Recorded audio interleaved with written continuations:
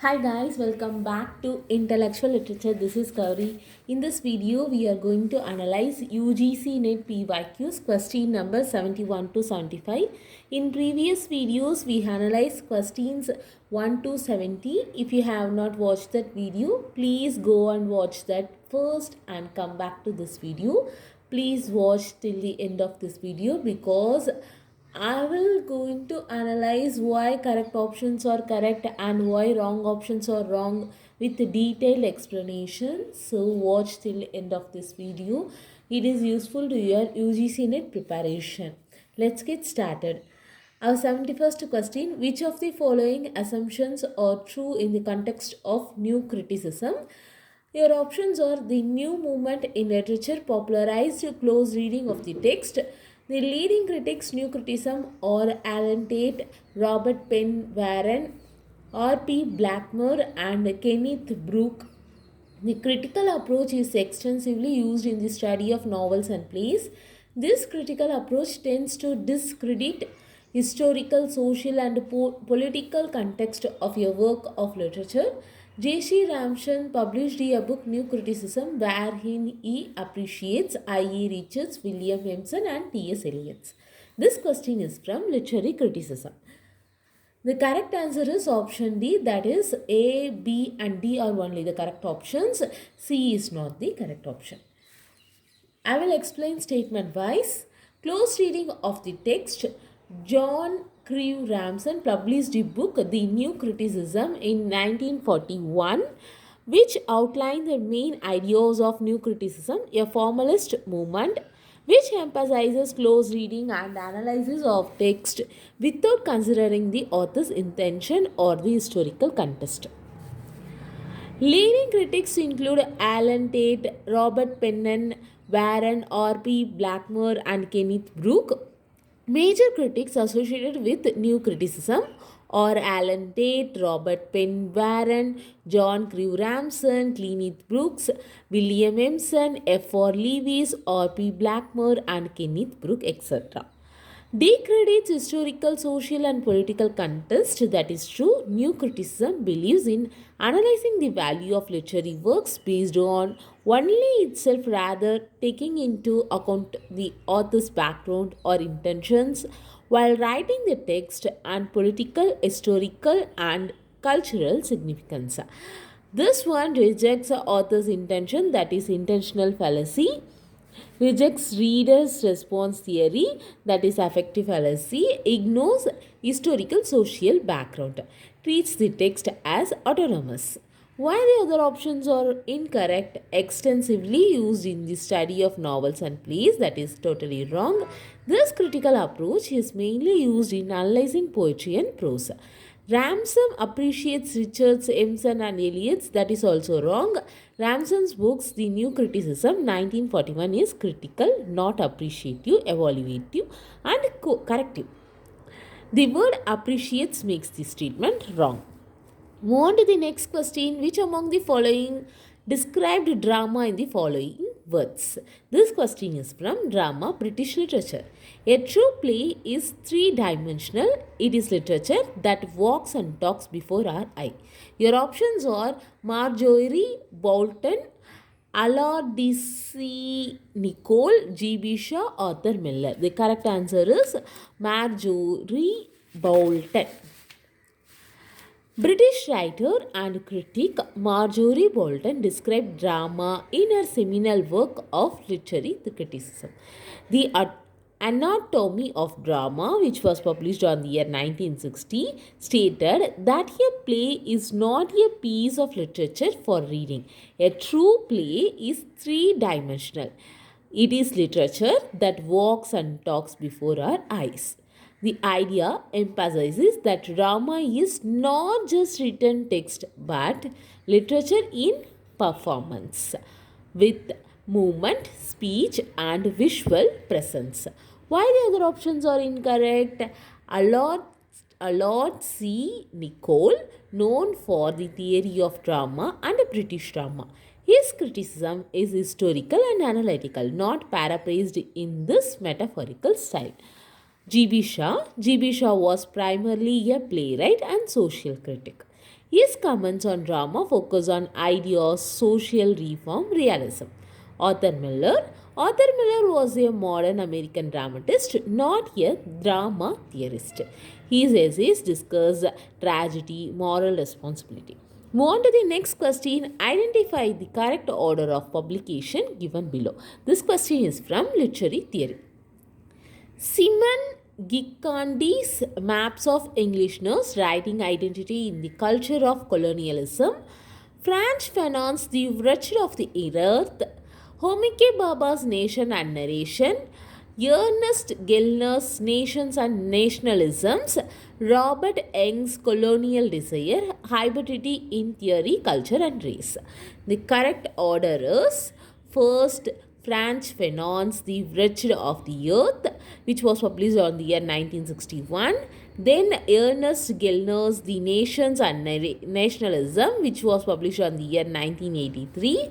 Homike Baba's Nation and Narration, which was published on the year 1990. Robert Young's Colonial Desire, Hybridity in Theory, Culture and Race, which was published on the year 1995. Simon Gikandi, Maps of Englishness, Writing Identity in the Culture of Colonialism, 1996. Let's talk about briefly of these works. Franz Fanon's The Wretched of the Earth, it is about psychoanalysis of dehumanizing effects of colonization upon the individual and the nation. Written during the Algerian War of Independence, a fundamental anti-colonial and revolutionary text deals with colonial violence, decolonization, psychological effects of colonialism, strong influence on post-colonial studies, Marxism, liberation movements. Next work, Ernest Gellner's Nations and Narration, a sociological and political theory text, explains nationalism as a modern phenomenon, focuses on industrial society, culture and nation formation, though not strictly post-colonial. It deeply influences studies of nationhood, later post-colonial theories like Homike Baba's Nation and Narration. It is primarily an intervention into essentialist readings of nationality that attempts to define and naturalize. A major post-colonial cultural theory collection introduces the nations as a narrative construction, hybridity, ambivalence, liminality, challenges fixed ideas of national identity, history, and tradition. Robert Young, Colonial Desire, Hybridity in Theory, Culture and Race.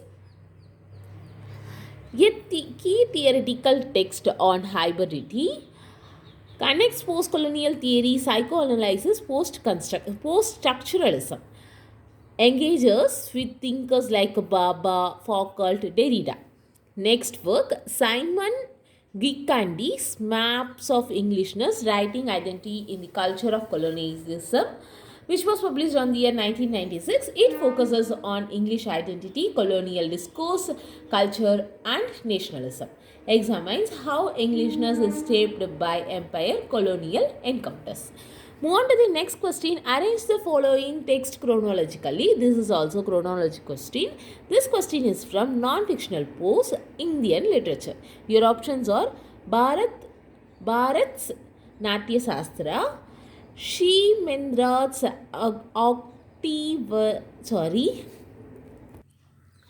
Architya Vichara Charcha, Bhamash Kavyalankara, Kuntak's Vakrojivitam, Anandavardhan's Vanyaloka. The correct answer, correct chronological order is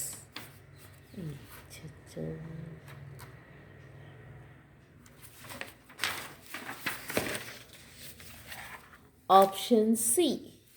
First work, Bharata's Natya Sastra, then Bhama's Kavyalankara, then Anandavardhana's Vanyaloka, and then Kunta's Vakrojivitam. Lastly, Shemandra's Architya Vichara Charcha. This word is too complicated. Yeah, I will explain briefly of these works. First works, Bharata's Natya Sastra, which was published between 2nd century BCE to 2nd century CE. It is a Sanskrit treatise on the performing arts, earliest foundational text of Indian dramaturgy and acoustics. Bharata introduced the concept of rasa, the emotional essence of art, and laid down comprehensive guidelines for drama, including performance, characterization, and the psychological impact of the audience. Next work, Bhama's Kavya Lankara, which was published around 7th century CE in Sanskrit text, emerged as one of the earliest systematic treatises on poetic ornaments, alangaras, that is, alangaras, emphasizing the use of figures of speech and stylistic elegance in poetry, one of the earliest formal works on poetics after Bharata.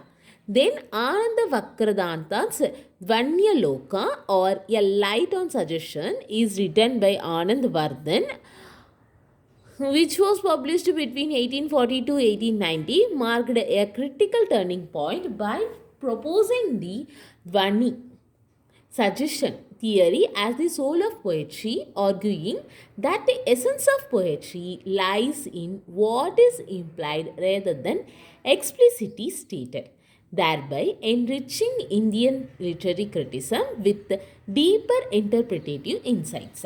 A major turning point in Indian literary theory. Next work, Kuntaka's Vakrut Jeevitam, a Sanskrit poeticism and literary theorist in between 1950 to 1050. Develops Vakruti, oblique expression theory, comes after Dvani's theory, highlighting the artistry in the poet's oblique or unconventional expression which creates beauty and artistic pleasure. Next work, Kesh Mentra's Auchitya Vichara Charcha, Auchitya Vichara Chatra, 11th century CE, explore the principle of auchitya, that is propriety and appropriateness in literary composition, emphasizing the harmony between expression, context, and audience expectations. Move on to the next question. This is the last question of this video. Who among the following is not associated with critical imperialism? This question is from Cultural Studies. Your options are Jonathan Dollimer, Alan Singfield, Raymond Williams, Stanley Fish. The correct answer is Stanley Fish. Cultural imperialism refers to the cultural aspects of imperialism. Imperialism here relates to the structuring and maintenance of unequal relationships between civilizations, favoring a more powerful civilization. It is in anthropology, sociology, and ethics, the imposition by one, usually politically or economically dominant community, of its own culture onto another non-dominant community. The example of cultural imperialism is the loss of traditional languages and customs in countries due to westernization. The work of French philosopher and social theorist Michel Foucault has heavily influenced the use of the term culture imperialism. It is the practice of promoting and imposing the cultural hegemony of industrialized or economically superior countries, which determines general cultural values and standardized civilizations throughout the world. Why Stanley Fish is not correct answer? He is not associated with the cultural imperialism. An American literary theorist known for reader response criticism, interpretive communities, postmodern approaches to literary theory focus how meaning is created by readers and communities, not by political or imperialist structures. Writers associated with cultural imperialism are Edward Said, Michael Foucault, Jonathan Dollimer, Sinfield, Raymond Williams, Alan Sinfield, Richard Dyer, Greamy Turner, and Herbert Siller. These are only associated with cultural imperialism. I will explain such briefly of these works. Jonathan Dollimore, a British literary theorist associated with cultural studies and Marxist literary criticism, worked on politics, power, sexuality, and ideology in literature, contributed to discussions of cultural imperialism, especially in the context of literature and society. Co-authored important works in cultural materialism, which is linked with the idea of cultural hegemony and imperialism. Alan Silford is also associated with key figure in cultural materialism in British literary criticism, focus on power, ideology and role of culture in sustaining imperialist structure. Sinfield examined how literature both resists and perpetuates cultural imperialism. Works like Cultural Politics and the English Renaissance connect him to cultural imperialism debates. Last one, Raymond Williams. He is most important author of UGC NET, one of the pioneers of cultural studies and the originator of the term cultural imperialism. This is very important point.